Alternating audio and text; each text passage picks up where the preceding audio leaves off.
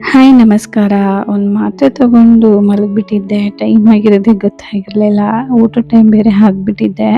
ಹೊಟ್ಟೆ ಬೇರೆ ಹಸಿವಾಗ್ತಿದೆ. ಇದೇ ಟೈಮಲ್ಲಿ ನಾನು ಈ ಥರ ಮಾಡಿ ತಿಂತೀನಿ.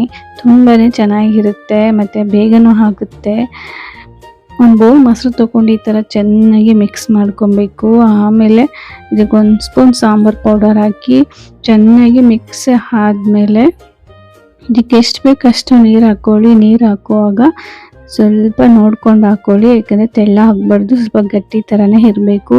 ಇದಕ್ಕೊಂದು ಒಗ್ಗರಣೆ ಕೊಟ್ಕೊಬೇಕು. ಒಗ್ಗರಣೆಗೆ ಸಾಸಿವೆ ಮತ್ತು ಈರುಳ್ಳಿ ಜಾಸ್ತಿ ಹಾಕ್ಕೊಂಡು ಚೆನ್ನಾಗಿ ಫ್ರೈ ಮಾಡ್ಕೊಳ್ಳಿ. ಫ್ರೈ ಆದಮೇಲೆ ಕರಿಬೇವು ಸೊಪ್ಪು ಹಾಕ್ಕೊಳ್ಳಿ. ಕರಿಬೇವು ಸೊಪ್ಪು ಸ್ವಲ್ಪ ಜಾಸ್ತಿನೇ ಹಾಕ್ಕೊಳ್ಳಿ, ತುಂಬ ಚೆನ್ನಾಗಿರುತ್ತೆ.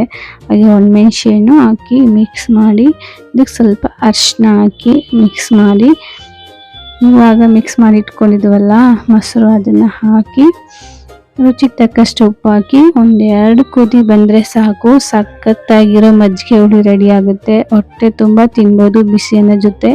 ಈ ಥರ ಹೊಡ್ಕೊಂಡ್ರೆ ಏನು ವರಿ ಮಾಡ್ಕೋಬೇಡಿ, ಅದಾಗೆ ಆಗುತ್ತೆ. ಅದು ಕುದಿಸಿದಾಗ ಜಾಸ್ತಿ ಮಜ್ಜಿಗೆ ಹುಳಿ ಸಾಂಬಾರನ್ನ ಹಾಕ್ಕೊಳ್ಳಿ ಅನ್ನ ಜೊತೆ. ಇದ್ರ ಜೊತೆ ಚಿಪ್ಸು ಮಸ್ತಾಗಿರುತ್ತೆ. ನನಗಂತೂ ತುಂಬ ಹೊಟ್ಟೆ ಹಸಿವಾಗಿತ್ತು.